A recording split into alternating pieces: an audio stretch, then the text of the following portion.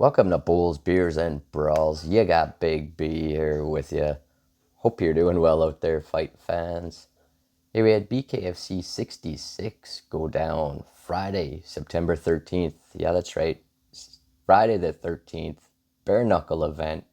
Hollywood, Florida. The card delivered, man. 12 fights in total, top to bottom. And I believe there is 9 or 10 finishes out of those 12. So a lot of action and a lot of stuff to get to. I'm going to go through the card as always, start at the top with the main event and work my way all the way down to the opening prelim. So without further ado, let's go. The main event at BKFC 66 saw Alberto Blas put his bantamweight championship belt on the line against Ryan Reber.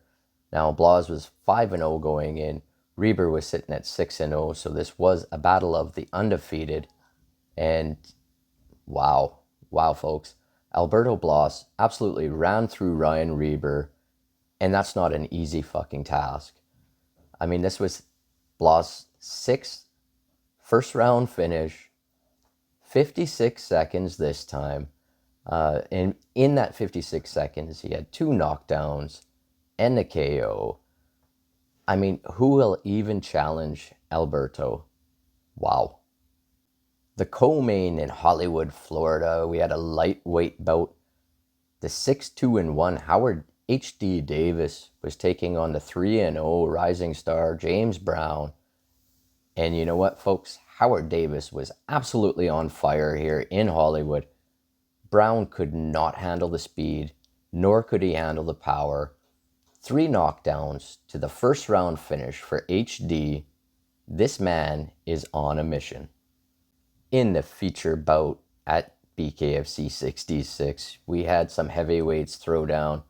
The 4-0 rising star, Leonardo Perdomo, he was taking on the 3-1 Steve Panda Banks. And you know what? Just give Perdomo the fucking belt already. Hell, give him whatever he wants. Another first round TKO for Perdomo. I mean, there's no other way to put it. This dude is scary. And I firmly believe he is the future of the heavyweight division. Before we get into the next bout, which was taking place in the featherweight division, just want to take a moment to say that if you are new here, you enjoy BKFC, a huge fan like myself, I strongly urge you to hit that subscribe button. So we had the 4-0 Justin Ibarola. He was taking on the 1-0 Justin Street. And this was a 5-round war of the Justins. Both landed and took each other's best shots. I thought it was great movement by Street. But in the end, Ibarola's pace gave him the unanimous decision victory. And the next fight, going down the card, of course, took place in the bantamweight division. We had the 1-0 AJ Rodriguez. He was taking on the 2-0 D'Amico Laban. And we had an absolute barn burner of a first round here. Furious action from both. But it got stopped before the second could even begin. I mean, Laban's eye was shut.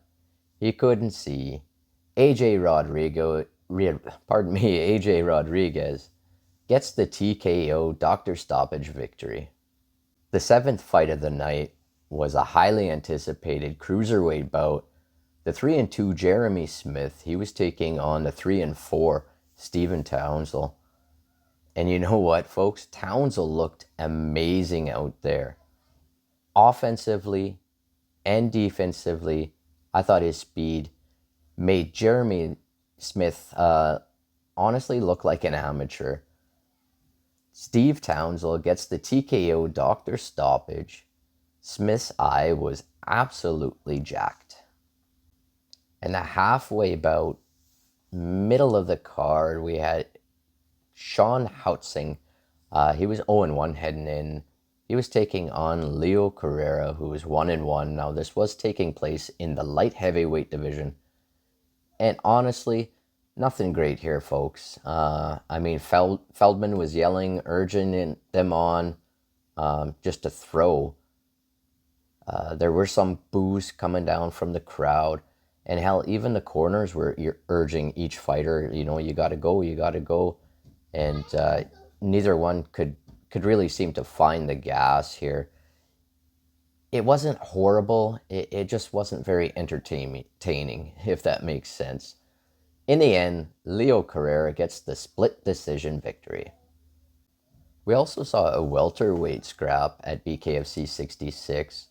The 1-1 Peter Peraza was taking on the 1-1 Reber.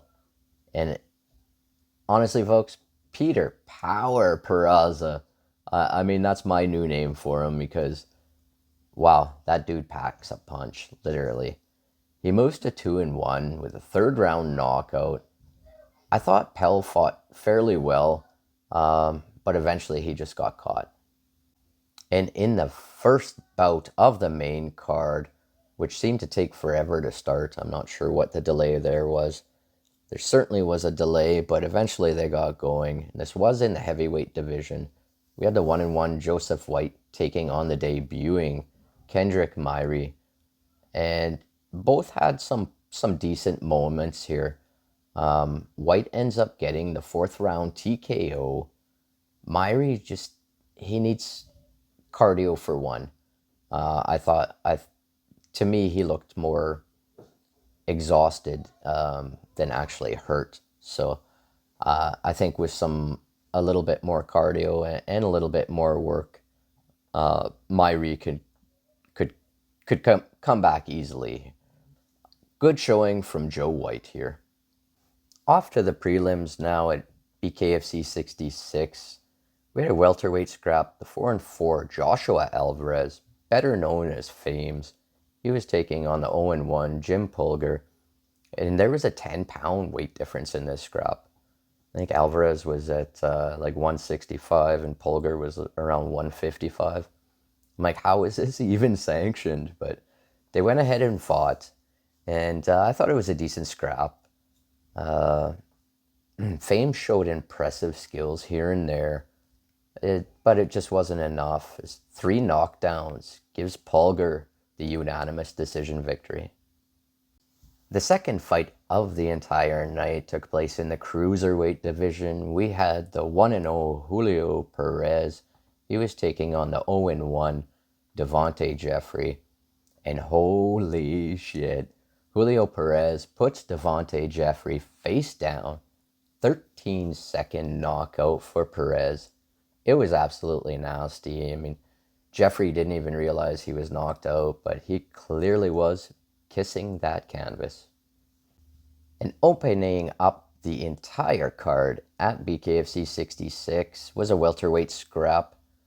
Debuting Almat Jumanov. I might have butchered that, but that's okay. He was taking on the 0-1 Rain Wells, and I thought it was absolute horrible reffing here. 2 knockdowns were counted as slips. Besides that, Wells got hurt early, looked wobbly until the official knockdown stops the fight. I mean, it was, I don't know, it was a weird one. I thought it could have been stopped much earlier, and I firmly believe that those slips were knockdowns. But anyway, in the end, Almat Jumanov with the first round TKO. And that was BKFC 66, Hollywood, Florida. I've said it before, Hollywood always seems to deliver, and it's no wonder BKFC continues to go back there. Just a great crowd, great atmosphere, and usually some great fights. Hell, we even had Conor McGregor there. Once again, he was at the BKFC event, so it was good to see him out and supporting what he supports, putting his face behind it even more, gaining more attention, doing his things. I mean, they had big announcements today too, that they signed a multi-year contract with DAZN, And it sounds like some events are going to be exclusive on the Zone, but for now they are still keeping the app going, from what I hear. Thanks to Gator Wrestler for that inside info there. What else was there? Oh yes, that it is official that bare knuckle is sanctioned in Pennsylvania. So I'm assuming a Philly card is coming up before the end of the year here, and I can't wait to see who fills out that card, because you know Feldman's gonna want to fucking stack that shit. Anyway, those are my BKFC 66 ramblings. Thanks for tuning in here, folks. Till next time, take care and peace.